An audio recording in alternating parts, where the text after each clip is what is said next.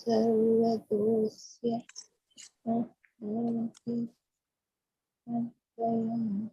साधु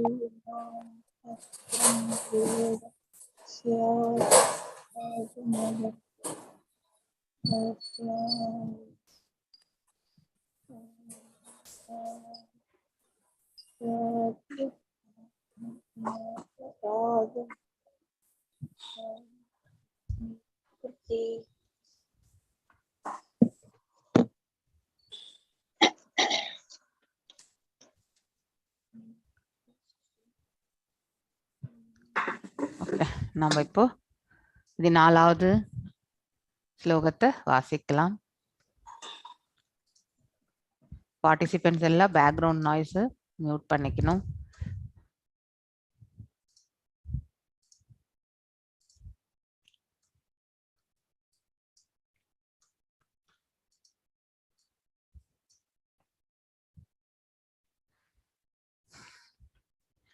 ஓம் நமோ பகவதே வாசுதேவாய. ஓம் நமோ பகவதே வாசுதேவாய. ஓம் நமோ பகவதே வாசுதேவாய. நாராயணம் நமஸ்கிருத்வம் நரம் சைவ நரோத்தமம் தேவீம் சரஸ்வதிம் வியாசம் ததோ ஜெயம் உதிரயேத். ஓம் நமோ விஷ்ணு பாதாய கிருஷ்ண பிரேஷ்டாய பூதலே ஸ்ரீமதே பக்தி வேதாந்த சுவாமினி இதி நாமினே. नामस्ते सारस्वते देवे गौरवाणी प्रचारिणे निर्विशेष शून्यवादे पश्चायते देशधारिणे.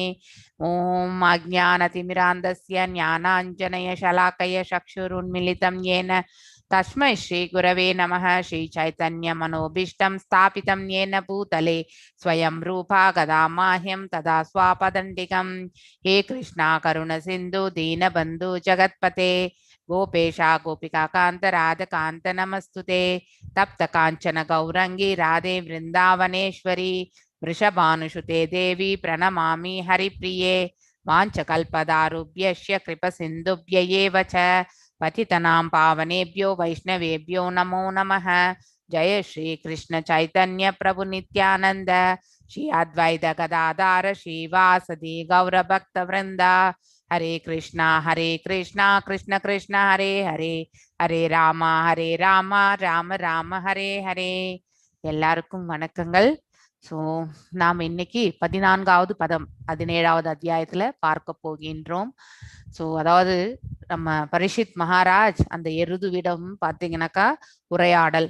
ஸோ அதாவது அவருடைய ஆட்சியில அதாவது செயின்ட்லி பீப்புள் அதாவது தர்மம் அறிந்த அதாவது பார்த்தீங்கன்னா தெரிந்த அரசர்கள் ஆளக்கூடிய ஆட்சியில வந்து பார்த்தீங்கன்னாக்கா எந்த ஒரு உயிர் வாழிக்குமே வந்து பார்த்தீங்கன்னாக்கா சங்கடங்கள் அதாவது அரச இதனால வந்து சங்கடங்கள் எதுவும் இருக்காது அப்படிங்கிறத வந்து இங்கே வெளிப்படுத்துகிறார். ஸோ அதனால எருதுவை ரட்சிப்பதற்காக ரட்சிப்பேன் அவனை வதைப்பேன் அப்படிங்கிறத வந்து இங்கே வந்து எடுத்துரைக்கிறார் யாரு பரீட்சித் மகாராஜா அந்த கலி புருஷனை. ஸோ இப்போ வந்து பார்த்தீங்கன்னாக்கா நெக்ஸ்ட் வந்து இந்த எருதுவோட உரையாடலே நாம் இப்போ வந்து இங்க கண்டினியூ ஆகிறது. ஜனே அனாகஷி அகம் யுஞ்சன் சர்வதோ அஷ்யச மத் பயம் சாதுனாம் பத்ரம் ஏவ சயாத் ஆசாது தமனே கிருதஹ. எஸ் புஷ்பா மாதாஜி இருக்கேளா? ஹரே கிருஷ்ணா மாதாஜி. Yes yes. ஜனே நாகஷி அகம் யுஜன் சர்வதோஷ்யச மத்பயம் சாதுனாம் பத்ரம் ஏவ ஸ்யாத் அசாது தமனே கிருதே. ஜனே ஜீவராசிகளுக்கு, அனாகசி குற்றமற்றவர்கள், அகம் துன்பங்கள், யுஞ்சன் ஏற்படுத்துவதால், சர்வதக எங்கும் எப்பொழுதும், அஸ்ய அத்தகைய குற்றவாளிகளின், ச மேலும், மத் பயம் என்னிடம் அச்சம் கொள்ள, சாது நாம் நேர்மையானவர்களின், பத்திரம் நல்ல அதிர்ஷ்டம், ஏவ நிச்சயமாக, ஷியாத் நிகழும், அசாது நேர்மையற்ற துஷ்டர்கள், தமனே அடக்கப்பட்டனர், கிருதே அப்படி செய்ததால். ஹரே கிருஷ்ணா. மொழிபெயர்ப்பு. குற்றமற்ற ஜீவராசிகளுக்கு துன்பம் விளைவிப்பவன் யாராக இருந்தாலும், உலகில் எந்த மூலையில் இருப்பவனாக இருந்தாலும் என்னை கண்டு அஞ்சத்தான் வேண்டும். நேர்மையற்ற துஷ்டர்களை அடக்குவதால் ஒருவர் தானாகவே குற்றமற்றவர்களுக்கு நன்மை செய்பவர் ஆகிறார். பொருளுரை. அரசாங்க தலைவர்கள் கோழைகளாகவும் சக்தியற்றவர்களாகவும் இருப்பதால் நேர்மையற்ற துஷ்டர்கள் செழிப்படைந்து உள்ளனர். ஆனால் எல்லா வகையான துஷ்டர்களையும் அடக்க அரசாங்க தலைவர்கள் போதுமான சக்தியை பெற்றிருக்கும் போது அவர்களால் நிச்சயமாக செழிப்படைய முடியாது. துஷ்டர்களை தண்டிக்கும் போது எல்லா நல்ல அதிர்ஷ்டமும் தானாகவே பின்தொடர்கிறது.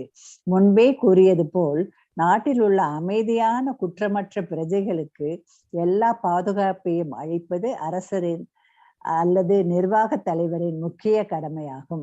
பகவத் பக்தர்கள் இயல்பாகவே அமைதியுள்ளவர்களாகவும் குற்றமற்றவர்களாகவும் இருப்பதால் அனைவரையும் பகவானின் பக்தர்களாக மாற்றுவதற்கான ஏற்பாடுகளை செய்வது நாட்டின் முக்கிய கடமையாகும். இவ்வாறாக தானாகவே அனைவரும் அமைதியான குற்றமற்ற பிரஜைகளாக இருப்பார்கள். பிறகு நேர்மையற்ற துஷ்டர்களை அடக்குவது ஒன்றுதான் அரசரின் கடமையாக இருக்கும். இது மனித சமுதாயத்தில் அமைதியையும் ஒற்றுமையையும் ஏற்படுத்தும். ஹரே கிருஷ்ணா மாதாஜி. ஹரே கிருஷ்ணா மாதாஜி. சோ இந்த விளக்க உரை பொருள் உரையில பாத்தீங்கன்னாக்கா ரொம்ப அற்புதமான விளக்கம். எல்லாருமே வந்து பாத்தீங்கன்னாக்கா சனாதன தர்மம் வழியாக தன்னுடைய மார்க்கத்தை ஏற்படுத்தி கொண்டார்கள் என்றால் அவர்களுடைய அந்த பக்தி பாதையில முன்னேறத்துக்கான வாய்ப்பு அவர்களுக்கு கிடைக்கும் பொழுது மனதும் வந்து தூய்மை அடைகின்றது. இவ்வாறாக ஒவ்வொரு பிரஜையுமே இந்த பிரபஞ்சத்துல வந்து பகவானை சேவிக்கக்கூடிய ஒரு பக்தனாக ஆனால் இந்த பிரபஞ்சத்துல வந்து பாத்தீங்கன்னாக்கா அதை விட மேன்மையானது எதுவுமே இல்லை. அதாவது மேல் உலகத்துல இருக்கிறது போலவே இந்த உலகத்திலையும் நாம் அந்த அமைதியை காணலாம். ஸோ இங்கேயும் வந்து திருப்தியோடு வாழக்கூடிய ஒரு தருணத்தை ஏற்படுத்தி கொடுக்கின்றது. ஆனால் அந்த நிலை மாறணும்னாக்கா ஒவ்வொருவருடைய ஹிருதயங்களிலுமே ஆழமாக இந்த பகவத் சேவையை பற்றியான இது வந்து அவங்களுக்கு ஞானத்தை அவர்கள் வந்து உணர வேண்டும். பக்தி சேவையில தங்களை ஈடுபடுத்தி கொள்ள வேண்டும். அவ்வாறு செய்யும் பட்சத்தில் மட்டும்தான் நம்மளால இந்த மாதிரி ஒரு நிலையை நம்மளால பார்க்க முடியும். அப்படியும் மீதம் இருக்கக்கூடிய துஷ்டர்களை அரசாங்கம் வந்து பாத்தீங்கன்னாக்கா அவர்களை வந்து கண்டிக்கக்கூடிய அந்த இதுக்கு வந்து எடுத்துட்டு போகணும். ஸோ தண்டனையோ ஏதோ ஒண்ணு அவங்களுக்கு வந்து கொடுக்கும் பொழுது அவர்களும் வந்து தண்டனை என்பது ஒருவரை வந்து திருந்தி வாழ்வதற்காக வழங்கப்படும் கூடிய செயல்தான் அது. ஆனா அதை திருந்துவதற்காக வழங்க வேண்டும். தண்டனை வந்து அவர்களை வந்து செய்த பிழைக்காக வந்து அவர்களை தண்டிப்பது வந்து வேஸ்ட் ஆக்சுவலி. ஸோ மீண்டும் அதே தவறை தான் அவர்கள் வந்து புரிவார்கள்.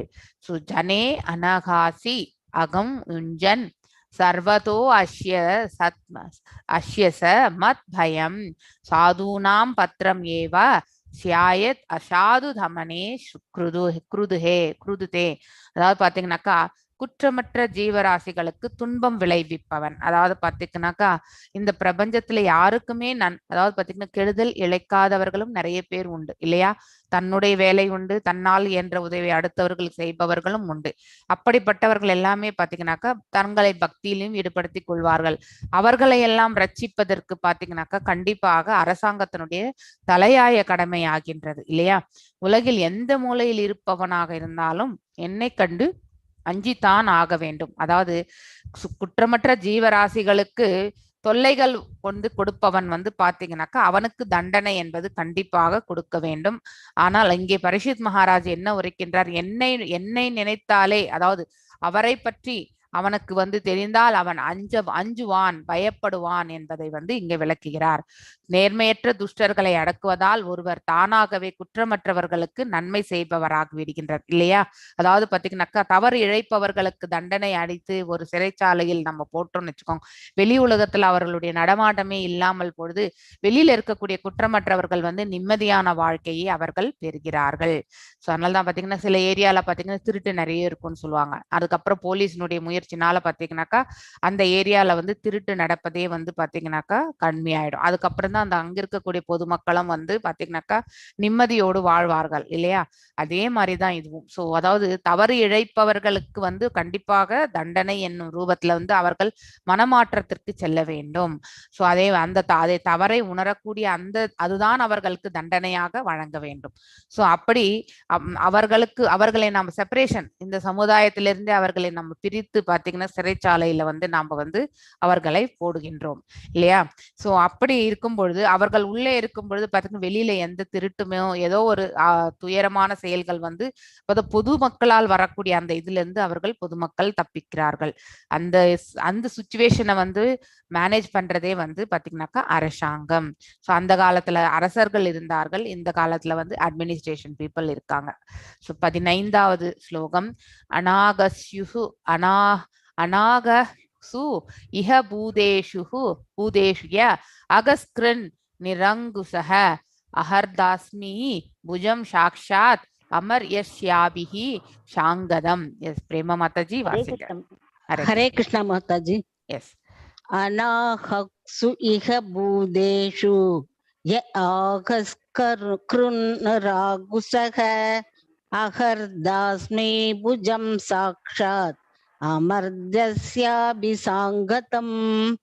அநாஹக்ஷு இஹ குற்றமற்றவர்களுக்கு, பூதேஷு ஜீவராசிகள், ய நபர் ஆக கிருத் குற்றம் செய்பவன், நிராங்குச அற்பன், ஆகர்த்தா அஸ்மி நான் ஏற்படுத்துவேன், புஜம் கரங்கள், சாக்ஷாத் நேரடியாக, அமர்தஸ்ய அபி ஒரு தேவராக இருப்பினும், ச அங்கதம் கவசத்துடனும் அலங்காரத்துடனும்.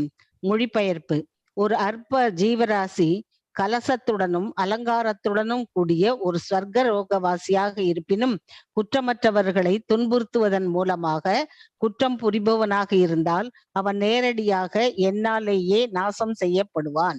பொருளுரை: ஸ்வர்கலோகவாசிகள் மனிதர்களை விட மிக மிக நீண்ட ஆயுளை பெற்றிருப்பதால் அவர்கள் அமரர்கள் அல்லது மரணமற்றவர்கள் என்று அழைக்கப்படுகின்றனர். 100 ஆண்டுகள் மட்டுமே அதிகபட்ச ஆயுளாக கொண்டுள்ள ஒரு மனிதனுக்கு கோடிக்கணக்கான ஆண்டுகளுக்கு நீடிக்கும் ஓர் ஆயுள் மரணமற்றதாகவே காணப்படும். உதாரணமாக, பிரம்மலோகத்தில் 43,20,000 × 1000 சூரிய ஆண்டுகள் ஒரு பகல் என்று கணக்கிடப்படுவதை நாம் பகவத்கீதையிலிருந்து அறிகிறோம். அதை போலவே மற்ற சொர்க்க லோகங்களில் ஒரு நாள் இந்த பூமியில் 6 மாதங்கள் என கணக்கிடப்படுகிறது. அங்குள்ளவர்கள் அவர்களது கணக்குப்படி 1 கோடி ஆண்டுகள் வாழ்கின்றனர். எனவே ஜட பிரபஞ்சத்தில் உள்ள ஒருவரும் உண்மையில் சிரஞ்சீவி அல்ல என்ற போதிலும் எல்லா உயர் கிரகங்களிலும் வாழ்பவர்களின் ஆயுள் மனிதர்களின் ஆயுளை விட மிக மிக அதிகம் என்பதால் கற்பனையால் அவர்கள் சிரஞ்சீவிகள் என்று அழைக்கப்படுகின்றனர்.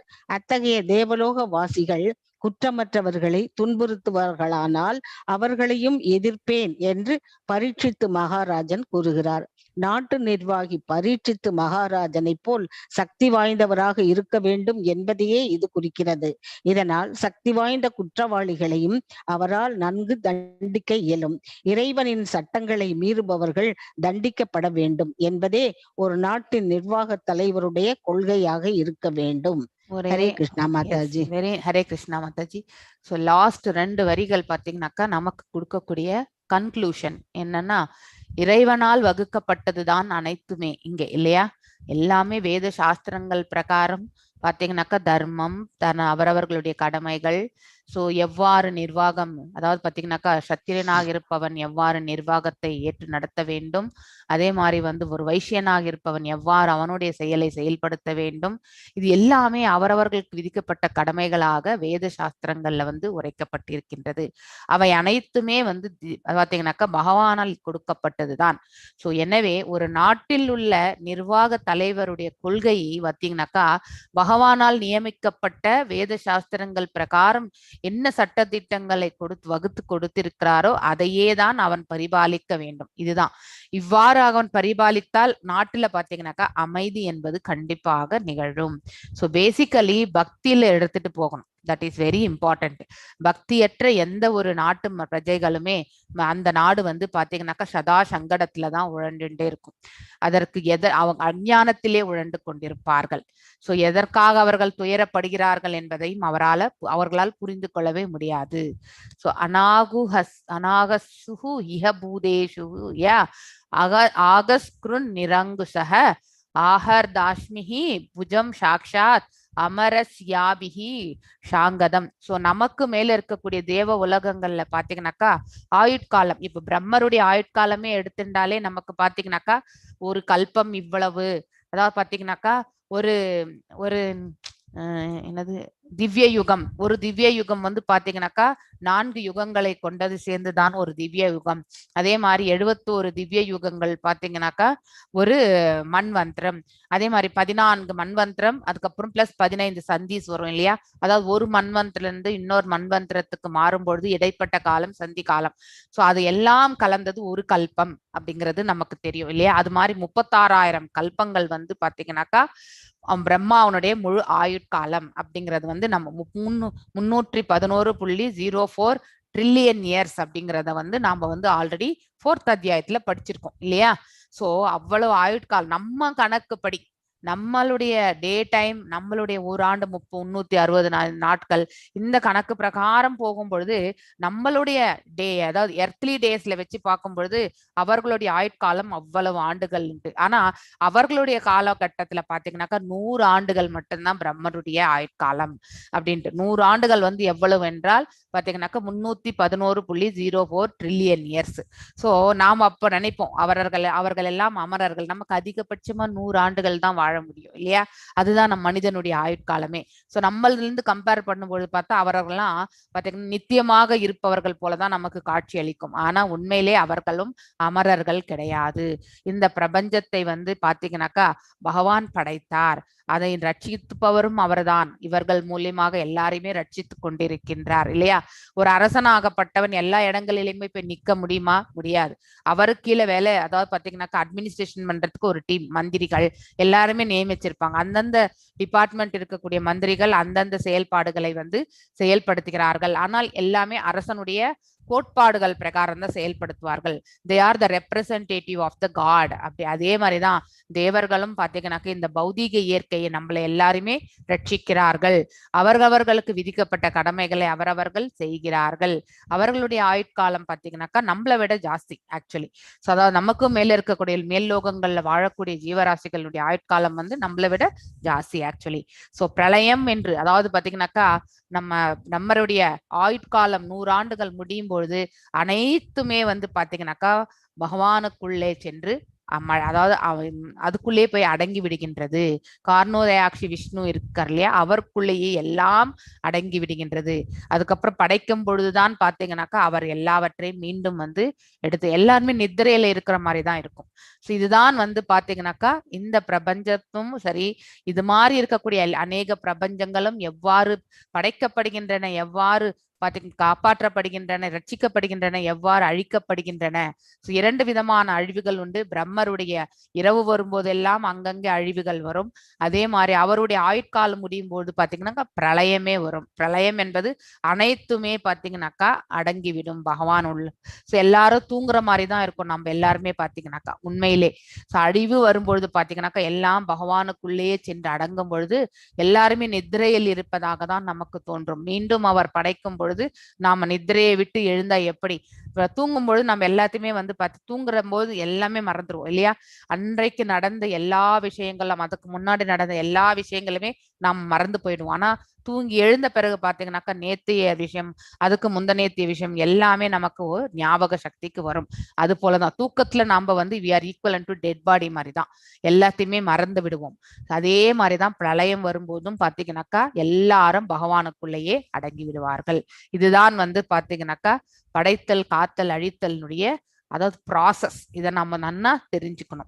சோ அத்தகைய தேவலோகவாசிகளாக இருந்தாலுமே இந்த உலகத்துல வந்து குற்றமற்றவர்களுக்கு சிரமம் கொடுப்பவர்களாக இருந்தால் அவர்களையும் நான் வந்து கண்டிப்பாக எதிர்ப்பேன் என்று பரிஷித் மகாராஜன் வந்து ரொம்ப அற்புதமாக விளக்குகிறார். எஸ், ஒருவன் வந்து பாத்தீங்கன்னாக்கா தன்னுடைய நாட்டு பிரஜைகளை வந்து தர்மம் பிரகாரம் நடத்தி செல்வதற்கும் அந்த நிலைக்கு வரக்கூடிய சங்கடங்களை வந்து எதிர்த்து காத்து கொடுப்பதா அந்த ஒரு பொசிஷன்ல தான் இருக்கணும். சோ அதுதான் ரியல், அதாவது பாத்தீங்கன்னா அட்மினிஸ்ட்ரேஷன் அப்படின்னு சொல்லப்படுவது. ஆனால் அவ்வகையில் இல்லாமல் கோழைகளாக இருப்பவர்கள் அட்மினிஸ்ட்ரேஷன்ல உட்கார்ந்துட்டாக்கா கண்டிப்பாக நன்மையான காரியங்கள் எதுவுமே நடக்காது. அராஜகமான செயல்கள், அக்கிரமக்காரர், அக்ரஸர்ஸ் அவங்க மட்டும்தான் பாத்தீங்கன்னாக்கா அவர்களுடைய வாழ்நிலையை உயர்த்தி செல்வார்கள். சோ அதனால வந்து ஆள்பவன் வந்து பாத்தீங்கன்னாக்கா திறம் கொண்டு அதோடு சேர்ந்து தைரியத்தோடு எல்லாவற்றையுமே வந்து எடுத்து செல்லணும். அந்த மாதிரியான ஒரு சூழ்நிலை நமக்கு கண்டிப்பாக இருக்க வேண்டும். ஆக்சுவலி ராஜனோ ஹி பரமோ தர்ம சர்வதர்ம பாலனம் சாஸ்தோ அந்யான் யதா சாஸ்திரம் அனாபதி உத்பதான் ஹிஹ. எஸ், மணிமேகலை மாதாஜி நீங்க அன்மியூட் பண்ணி வாசிங்க. ஹரே கிருஷ்ண மாதாஜி. ஹரே கிருஷ்ணா. ராஜ்னோ ஹி பரமோ தர்ம ஸ்வதர்ம ஸ்தானுபாலனம் சாசதோ அந்யான் யதா சாஸ்திரம் அனபாதி உத்பதானிக.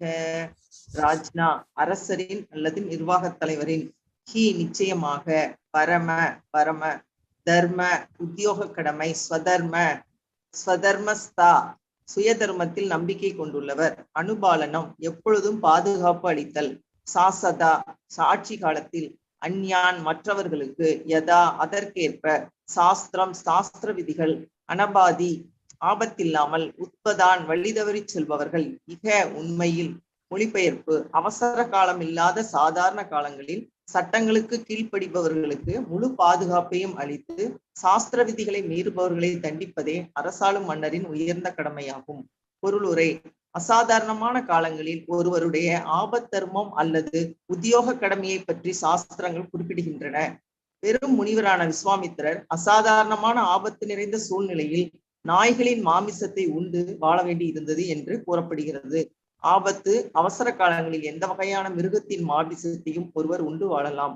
ஆனால் மாமிசம் உண்பவர்களுக்காக எப்பொழுதும் செயற்படும் கசாப்பு கூடங்களை உருவாக்க வேண்டும் என்பதோ, அரசாங்கத்தால் இம்முறை ஆதரிக்கப்பட வேண்டும் என்பதோ இதன் பொருள் அல்ல.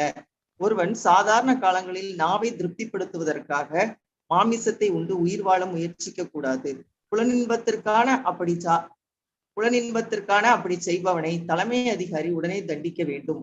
வெவ்வேறு உத்தியோக கடமைகளில் ஈடுபட்டவர்களுக்கு உரிய வழக்கமான சாஸ்திர கட்டளைகள் உள்ளன.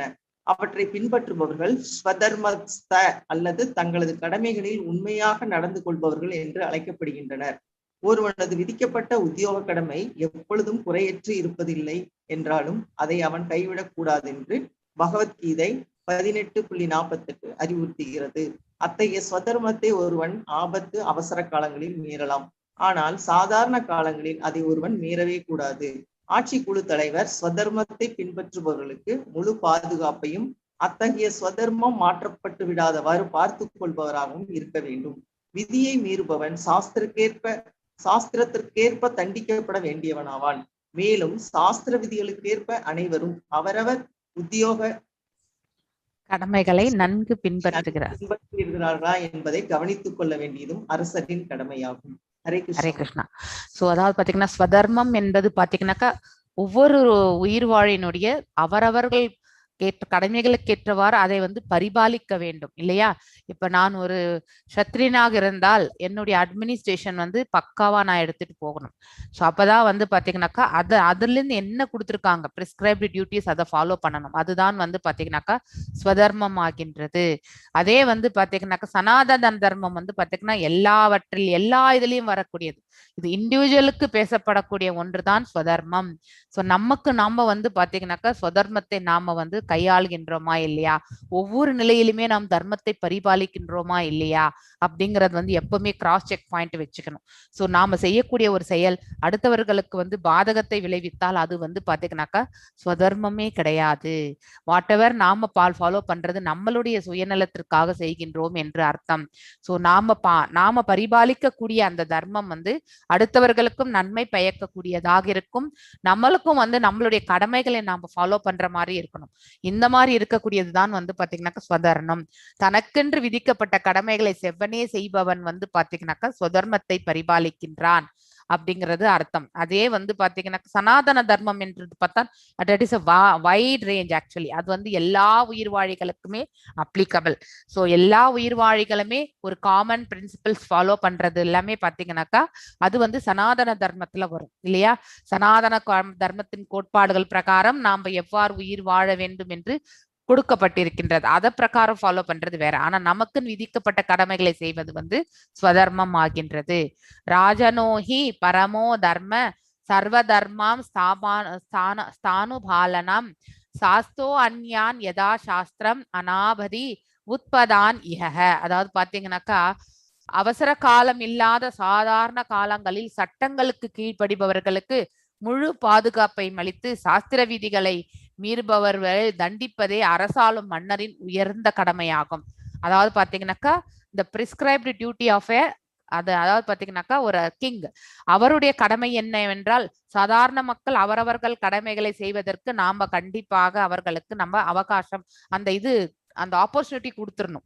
அதே மாதிரி சாஸ்திர விதிகளை மீறுபவர்களை தண்டிப்பது என்பதே பாத்தீங்கன்னாக்கா ஒரு அரசனுடைய தலையாய கடமையாகின்றது.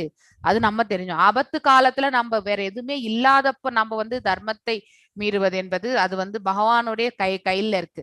ஆனா நார்மலா வாழக்கூடிய காலத்துல ஒவ்வொரு காலகட்டத்திலுமே நம்ம தர்மத்தை கையாள வேண்டும். அதுவே ஸ்வதர்மம் ஆகின்றது. அதுதான் 18.48 அறிவுறுத்தப்பட்டுள்ளது. சோ எப்பொழுதுமே அத்தகைய ஸ்வதர்மத்தை ஒருவன் ஆபத்து அவசர காலங்களில் மீறலாம். ஆனால் சாதாரண காலங்களில் அவன் அதை மீறவே கூடாது.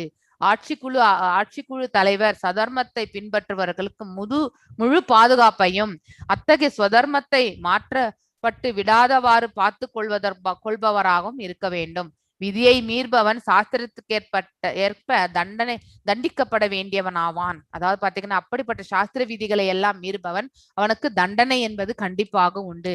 மேலும் சாஸ்திர விதிகளுக்கு ஏற்ப அனைவரும் அவரவர் உத்தியோக பாத்தீங்கன்னா கடமைகளை நன்கு பின்பற்றுபவர்களாக என்பதை கவனித்து கொள்ள வேண்டியது அரசரினுடைய கடமை. சோ எல்லாருமே தத்தம் கடமைகளை அரசு ஆளுமை பிரகாரம் செய்யறாங்களா இல்லையா என்பதை பாத்தீங்கன்னாக்கா கவனிக்க வேண்டியது அரசருடைய தலையாய கடமை ஆகின்றது. எஸ், நெக்ஸ்ட் பிரியா பாலாஜி மாதாஜி நீங்க வாசிங்க. ஏதத்வ பாண்டவே தர்ம உவாச்ச. அதாவது பாத்தீங்கன்னா எருது பேசுகின்றது. ஏதத்வ பாண்டவேயானாம் யுக்தம் ஆர்த்தா பயம் வச்சக ஏஷாம் குணகுணைக கிருஷ்ணோ ததௌ யாதௌ பகவான் கிருதக. எஸ், பிரியா பாலாஜி மாதாஜி வாசிங்க. ஹரே கிருஷ்ணா மாதாஜி. ஹரே கிருஷ்ணா. தர்ம உவாச்ச. சவுண்ட் வரல. ஐ திங்க் வால்யூம் கம்மி. உவாச்ச. எஸ், கேக்குதாங்க மாதாஜி? ரொம்ப லோ வாய்ஸ் இருக்கு. எல்லாருக்குமே கேக்குதா? கேக்கல மாதாஜி, கேக்கல, சரியா கேக்கல, சவுண்ட் இல்ல. கேக்கல மாதாஜி. உங்க வாய்ஸ் லெவல் உங்க டிவைஸ்ல கம்மியா வச்சிருப்பீங்க, நீங்க பாருங்க.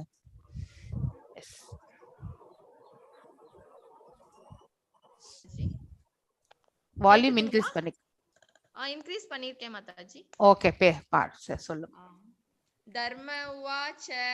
ஏதத்வ பாண்டவேயானாம் யுத்தம் ஆர்த்தாபயம் வசஹ ஏஷாம் குணகுணைஹ கிருஷ்ணோ தௌத்யாதௌ பகவான் கிருதஹ. தர்ம உவாச்ச. தர்ம தேவதை கூறியது. ஏதத் இவ்வனைத்தும் வ உம்மால் பாண்டவேயானாம் பாண்டவ வம்சத்தில் உள்ளவர்களுக்கு யுத்தம் சற்றே பொருத்தமானதாகும்.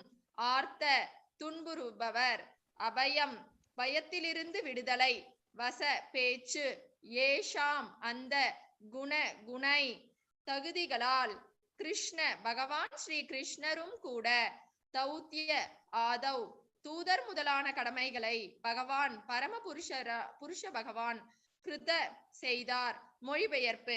தர்ம தேவதை கூறியதும் உம்மால் பேசப்பட்ட இவ்வார்த்தைகள் பாண்டவ வம்சத்தை சேர்ந்த ஒருவருக்கு மிகவும் பொருத்தமானவையாகும். பரம புருஷராகிய பகவான் ஸ்ரீ கிருஷ்ணரும் கூட பாண்டவர்களின் பக்தி பூர்வமான தகுதி முறைகளால். கேக்கலையாங்க மாதாஜி? கேக்குது, பட் வாய்ஸ் கொஞ்சம் ஃபீபிளா தான் இருக்கு. பரவாயில்ல, முறைகளால் கவரப்பட்டு ஒரு தூதுக்குரிய கடமையை செய்தார். பொருளுரை.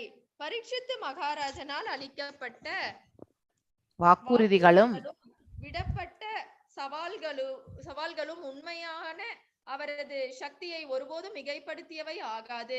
மத கொள்கைகளை மீறுபவர்கள் ஸ்வர்கலோக வாசிகளாக இருந்தாலும் அவர்களாலும் தமது கண்டிப்பான ஆட்சி முறையிலிருந்து தப்ப முடியாது என்று பரீட்சித்து மகாராஜன் கூறினார்.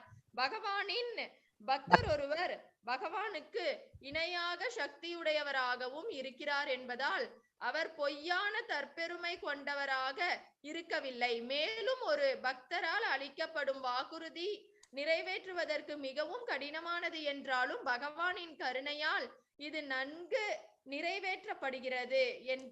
பாண்டவர்கள் தங்களுடைய தூய பக்தி தொண்டினாலும் பூரண சரணாகதியினாலும் பகவானையே தங்களது சாரதியாகவும் சில சமயங்களில் தூதுவராகவும் செயற்பட செய்தனர். பகவானுக்கு அன்புடன் தொண்டாற்றுவதை தவிர வேறெந்த செயலிலும் ஈடுபடாத தமது தூய பக்தர்களுக்கு தொண்டு செய்ய பகவான் விரும்புகிறார். கடமை எனவே தமது பக்தர்களுக்காக பகவானால் நிறைவேற்றப்படும் இத்தகைய கடமைகள் அவரை எப்பொழுதும் இன்பத்தில் ஆழ்த்துபவனாக உள்ளன. அர்ஜுனனின் பேரனும் பகவானின் புகழ்பெற்ற சேவகருமான பரீட்சித்து மகாராஜன் அவரது பாட்டனாரை போலவே பகவானின் தூய பக்தராக இருந்தார். எனவேதான் பகவான் எப்பொழுதும் அவருடனேயே இருந்தார். தன் தாயின் கருப்பையில் உதவியற்ற நிலையில் இருந்த பொழுது அஸ்வத்வாமனின் பிரமாஸ்திரத்தால் தாக்கப்பட்ட சமயத்திலிருந்தே பகவான் அவருடனேயே இருந்து வந்தார். பக்தர் ஒருவர் எப்பொழுதும் பகவானின் பாதுகாப்பிலேயே இருக்கிறார் என்பதால் பரீட்சித்து மகாராஜன் பாதுகாப்பு அளிப்பதாக வாக்களித்தது ஒருபோதும் அர்த்தமற்றது ஆகிவிடாது. இவ்வுண்மையை ஏற்றுக்கொண்ட தர்ம தேவதை அரசரின் உயர்ந்த நிலைக்கேற்ப அவர் அளித்த வாக்குறுதிக்காக அவருக்கு நன்றி கூறியது. ஹரே கிருஷ்ணா மாதாஜி. இப்பதான் கரெக்டா வந்தது. ஏதோ ஒரு ஆங்கிள் நீங்க வந்து அது கரெக்டா வால்யூம் வரல. ஓகே.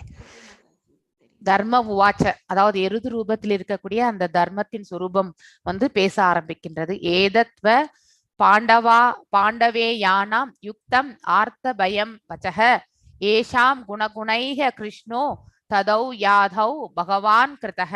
அதாவது பாத்தீங்கன்னாக்கா தர்ம தேவதை வந்து பேச ஆரம்பிக்கின்றாள்.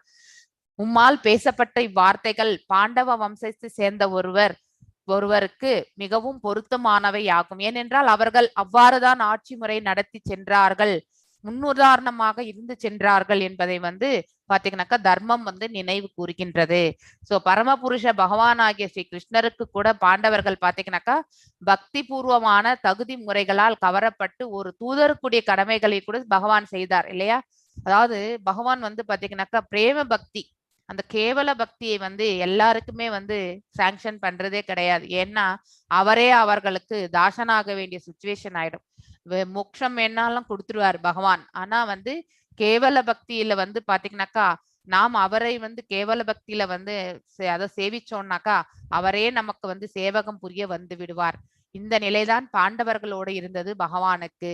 சோ அதனால அங்கே அவர்களுக்காக தேரையும் ஓட்டினார், அதுக்கப்புறம் தூதராகவும் சென்றார். எல்லா காரியங்களிலுமே பாத்தீங்கன்னாக்கா அவர் ஈடுபட்டார். சதா சர்வகாலமும் அவர்களோட அவர் இருந்தார் என்பதற்கான அந்த அத்தாட்சியை தான் நாம் இங்க பார்க்கின்றோம். பரீட்சித் மகாராஜனும் பாத்தீங்கன்னாக்கா உத்திரையினுடைய கருவில் இருக்கும் பொழுதே அஸ்வத்தாமனுடைய பிரம்மாஸ்திரத்திலிருந்து பாத்தீங்கன்னாக்கா அவரை வந்து ரட்சித்ததும் பகவான் தான். தன்னுடைய யோகமாயையால் பாத்தீங்கன்னாக்கா பகவான் கருவுக்குள்ளே சென்று பாத்தீங்கன்னாக்கா அந்த குழந்தையை வந்து ரட்சணை செய்தார். சோ அப்பொழுதே பாத்தீங்கன்னாக்கா பகவான் பரீட்சித் மகாராஜோடையே இருக்கிறதாக இந்த விளக்க உரையில வந்து அழகாக சொல்லியிருக்கார் நம்ம பிரபுபாதர்.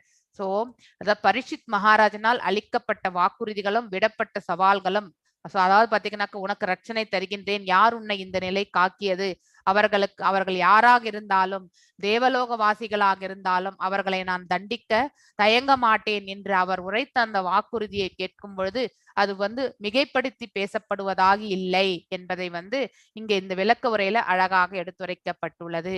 ஏனென்றால் அப்படிப்பட்ட ஒரு பரம்பரையில் தான் பிறந்தவர் அவர் பாண்டவர்களுடைய வம்சத்தில் தோன்றியதால் அந்த வீரம் இது எல்லாமே பாத்தீங்கன்னாக்கா நியாய தர்மத்தை நிலைநிறுத்துவதற்காக அவர்கள் பாடுபட்டது, அவர்கள் அத்தனையுமே அவர்கள் சகித்து கொண்டார்கள் பாண்டவர்கள் இல்லையா. சோ அந்த மாதிரி பகவானுடைய கைங்கரியத்திற்காக அவர்கள் வந்து பாத்தீங்கன்னாக்கா தோள் நின்றார்கள். சோ அதே அவர்களால் தான் இந்த போர் முனையில கூட பாத்தீங்கன்னாக்கா தர்மத்தை நிலைநிறுத்துவதற்கு பகவான் அவர்களை எல்லாம் ஆயுதமாக தான் உபயோகப்படுது, இன்ஸ்ட்ருமெண்ட் இல்லையா. நாம் எல்லாரும் கூட ஒரு இன்ஸ்ட்ருமெண்ட் தான் இந்த பிரபஞ்சத்துல. சோ பகவானுடைய கைங்கரியத்துல நாம் ஈடுபடும் பொழுது வெறுமனே ஒரு கருவியாய் மட்டும்தான் நம்மளால செயல்பட முடியும். அதற்கு மேற்பட்டு நமக்கு இந்த உலகத்துல எந்த லாபமும் கிடையாது அப்படிங்கறது வந்து மனசுல வந்து ரொம்ப உறுதியா நம்ம வச்சுக்கணும். சோ நாம் இந்த கைங்கரியம் செய்வோம், இதனுடைய பலன் நமக்கு வரும்னு எதிர்பார்த்துன்னு செஞ்சோம்னு வச்சுக்கோங்களேன், அது எல்லாமே டெம்பரவரி தான், சில காலகட்டம் மட்டும்தான். அதே வந்து நித்தியமாக பகவானுடைய கைங்கரியத்துல ஈடுபடும் பொழுது அனைத்தும் அவருக்கே அப்படின்னு நம்ம மனசுல சந்தோஷத்தோடு, அதுக்கப்புறம் எந்த வித எதிர்பார்ப்பும் இன்றி நாம செய்தோம்னு வச்சுக்கோங்களேன், அதுவே பாத்தீங்கன்னாக்கா நிறைவு திருப்தி எல்லாம் நமக்கு வழங்குகின்றது. நம்மளுடைய இருமைகள் எல்லாம் நம்மளை விட்டு விலகி செல்கின்றது. பகவானுடைய திருநாட்டிற்கு சென்று இங்கே என்ன கைங்கரியம் செய்திருந்தோமோ அதே கைங்கரியம் செய்வதற்காவது நமக்கு பாத்தீங்கன்னாக்கா மார்க்கமும் நமக்கு கிடைக்கின்றது. இதை நம்ம புரிஞ்சுக்கணும். சோ பாட்டனாரை போலவே பகவானின் தூய பக்தராக இருந்தார் யாரு? பரீட்சித் மகாராஜ். எனவே தான் பகவான் எப்பொழுதும் அவருடனே இருந்தார். தாயின் கருவில் இருக்கும் பொழுதே பாத்தீங்கன்னாக்கா அவருடனே அப்போத்துல இருந்தே இருக்கார். சோ பக்தர் ஒருவர் எப்பொழுதும் பகவானின் பாதுகாப்பிலே இருப்பதால், அவர்கள் ஏதாவது பாதுகாப்பு அளிப்பதாக அவர்கள் வாக்களித்தால் அது பாத்தீங்கன்னாக்கா பகவானே அவர்களுக்கு அவருடைய அனுகிரகத்தால் அதை சாதித்து கொள்ளக்கூடிய அந்த மார்க்கத்தை வழங்குகிறார். ஏனென்றால் அது தர்மத்தை ரட்சிப்பது. சோ தர்மத்தை ரட்சிக்கிறதுக்காக நாம் எந்த செயல் புரிந்தாலுமே பகவான் நம்மளோட கண்டிப்பாக இருப்பார். அந்த செயல்களில் அவர் நமக்கு பாத்தீங்கன்னாக்கா வழி நடத்தி கொடுப்பார் என்ற அந்த ஞானம் நமக்கு இருக்க வேண்டும். 18வது ஸ்லோகம். சோ விஜய நாராயணி மாதாஜி நீங்க வாசிங்க. நாவயம் கிளேஷ பீஜானி யத் யுவஹ புருஷார்த்தஹ புருஷம் நா விஜானிமோ வாக்கிய பேதா விமோகிதாக. हरे कृष्ण माता जी। न वयं क्लेश बीजानि यदस्यु पुरुषशब पुरुषं तं विजानीमो वाक्यभेद विमोहिताः.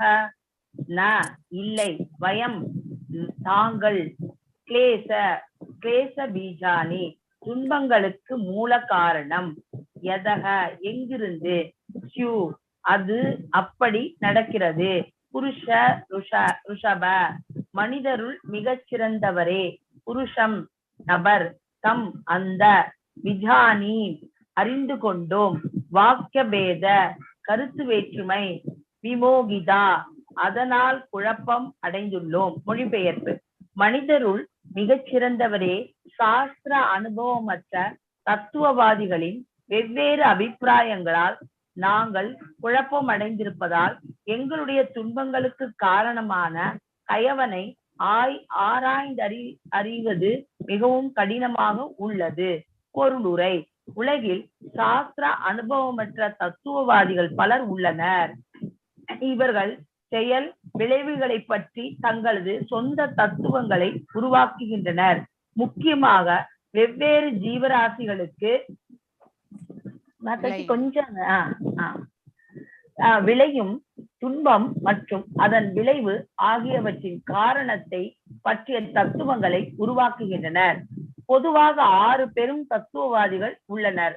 வைசேஷிக தத்துவத்தின் ஆச்சாரியரான கணாதர், தர்க்க சாஸ்திரத்தின் ஆச்சாரியரான கௌதமர், அஷ்டாங்க யோக முறையில் ஆசிரியரான பதஞ்சலி, சாங்கிய தத்துவத்தின் ஆசிரியரான கபிலர், கர்ம மீமாம்சத்தின் ஆசிரியரான ஜைமினி மற்றும் வேதாந்த தரிசனத்தின் ஆசிரியரான வியாசதேவர் தங்களுடைய துன்பங்களுக்கு கலிபுருஷன்தான் காரணம் என்பதை தர்ம தேவதையான எருதும் பூமி தேவியான பசுவும் நன்கு அறிந்திருந்த போதிலும் அவர்கள் பகவானின் பக்தர்கள் என்பதால் அவரது அனுமதியின்றி தங்களுக்கு யாராலும் துன்பம் இழைக்க முடியாது என்பதையும் அவர்கள் நன்கு அறிந்திருந்தனர். பத்ம புராணத்திற்கிணங்க தமது தற்போதைய தொல்லைகளுக்கு முன் செய்த பாவங்களே காரணமாகும். ஆனால் தூய பக்தி தொண்டர் செய்வதனால் அத்தகைய பாவங்களுக்கு கூட படிப்படியாக தேய்ந்துவிடும். இவ்வாறாக பக்தர்கள் விஷமிகளை கண்டாலும் இழைக்கப்பட்ட துன்பங்களுக்காக அவர்களை குற்றஞ்சாட்ட மாட்டார்கள். மறைமுகமான ஒரு காரணத்தினால்தான் இந்த விஷமிகள் செயற்படும்படி துன்பப்படுகின்றனர் என்றே அவர்கள்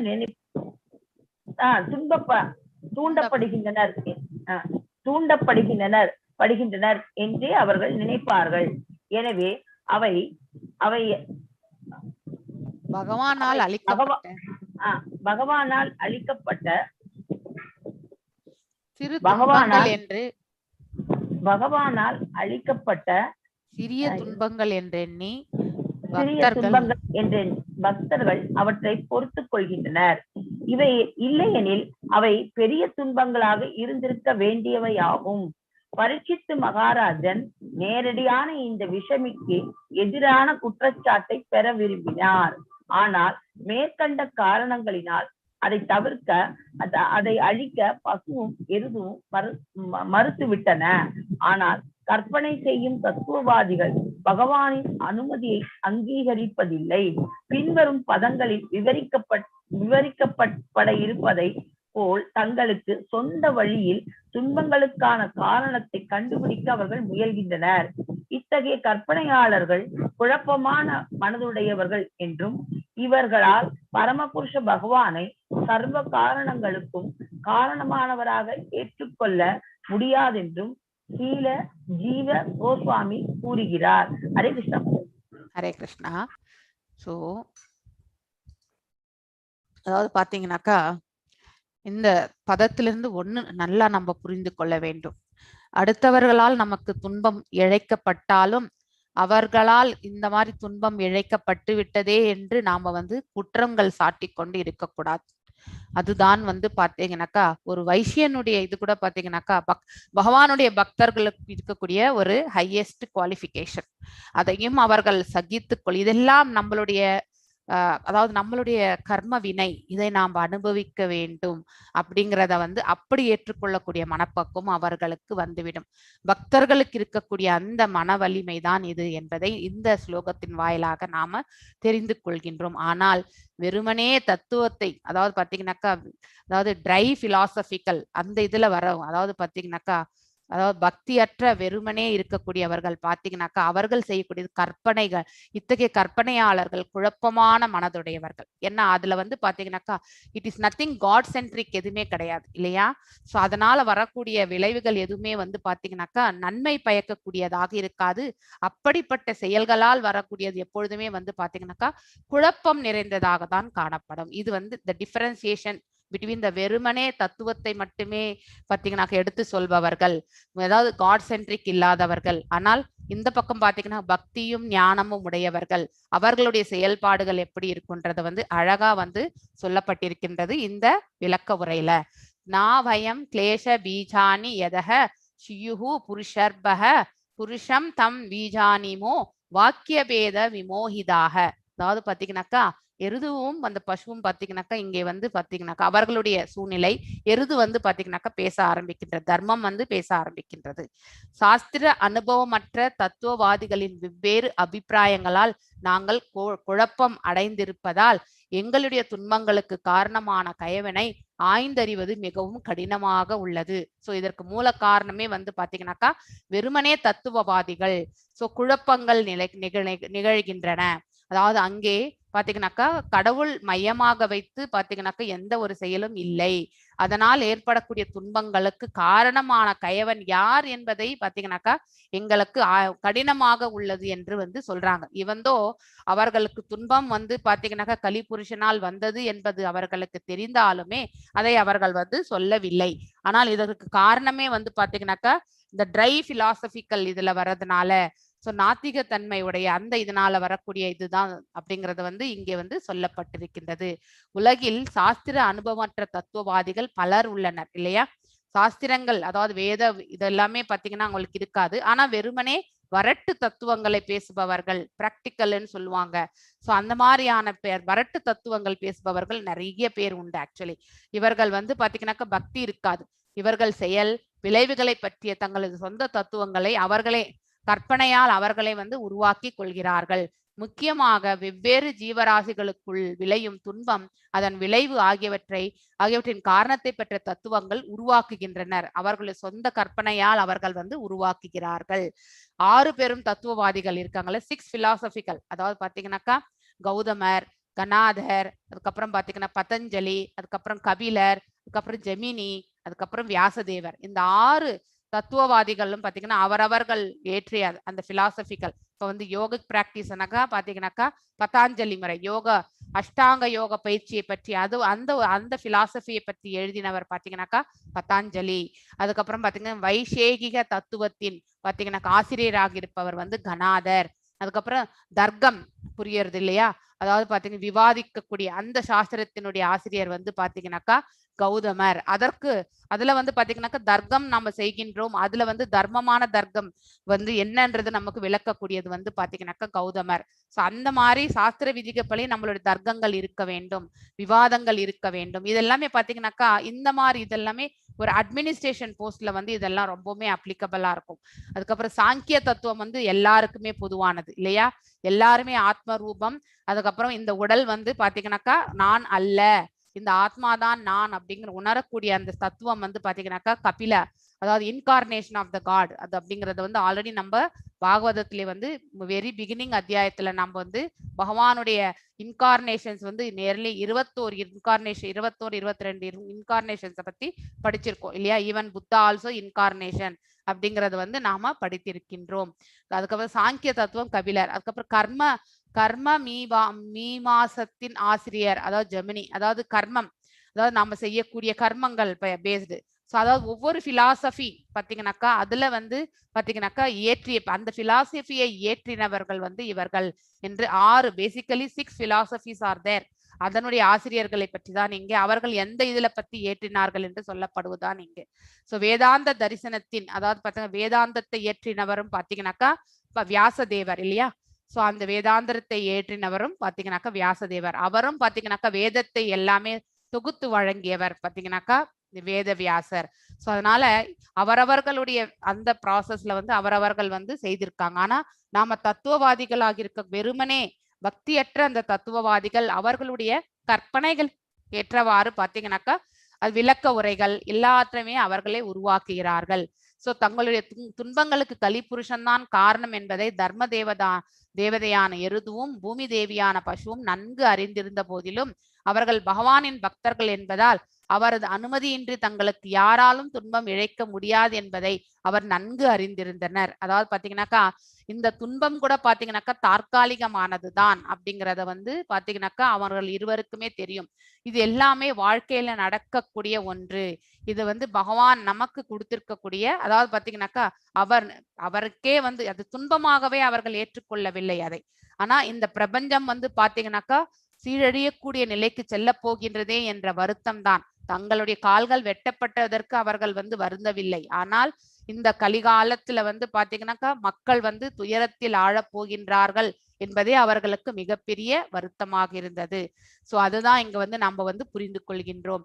சோ ஏன்னா பகவானுடைய பக்தர்களுக்கு எந்தவித தீங்கும் எப்பொழுதுமே வந்து கிடையாது. சோ அது எந்த தீங்கு நேர்ந்தாலும் அதனுடைய லட்சணை வந்து பகவானிடத்திலிருந்து நமக்கு கிடைக்கும் என்பது அவர்களுக்கு உண்டு. அந்த திடமான மன உறுதி அவர்களுக்கு உண்டு. தமது தற்போதைய தொல்லைகளுக்கு முன் செய்த பாவங்களே காரணமாகும். ஆனால் தூய பக்தி தொண்டை செய்வதால் அத்தகைய பாவங்கள் கூட படிப்படியாக தேய்ந்துவிடும். இவ்வாறாக பக்தர்கள் விஷமிகளை கண்டாலும் இழைக்கப்பட்ட துன்பங்களுக்காக அவர்களை குற்றம் சாட்ட மாட்டார்கள். இதுதான் நாம வந்து வெரி குட் குவாலிட்டி ஆஃப் ஏ பக்தன். பக்தனுடைய ஒரு உன்னதமான குவாலிட்டி எப்படின்னாக்கா அடுத்தவர்களால் நமக்கு தீங்கு இழைக்கப்பட்டாலும் அதை வந்து நம்மளுடைய கர்ம பலன்ல நாம் அனுபவிச்சுட்டு இருக்கோன்றத வந்து உணரக்கூடியவர்கள் தான் பக்தர்கள். அவர்களை வந்து குற்றம் சாட்ட மாட்டார்கள். ஏன்னா குற்றம் சாற்றுவது என்பது பாத்தீங்கன்னாக்கா அது வந்து நல்ல இயல்பு கிடையாது, அது அசுர இயல்பு.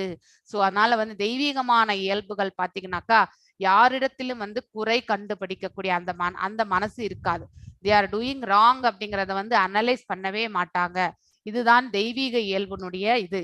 சோ அந்த மாதிரி இயல்புடையவர்கள் தான் இந்த தர்மமும் இந்த பூமி தாயாருமே இல்லையா. அதனால மற்றவர்களால் துன்பம் தனக்கு வந்த போதும் இது நம்மளுடைய கர்ம பலன் என்று அவர்கள் ஏற்றுக்கொண்டார்கள்.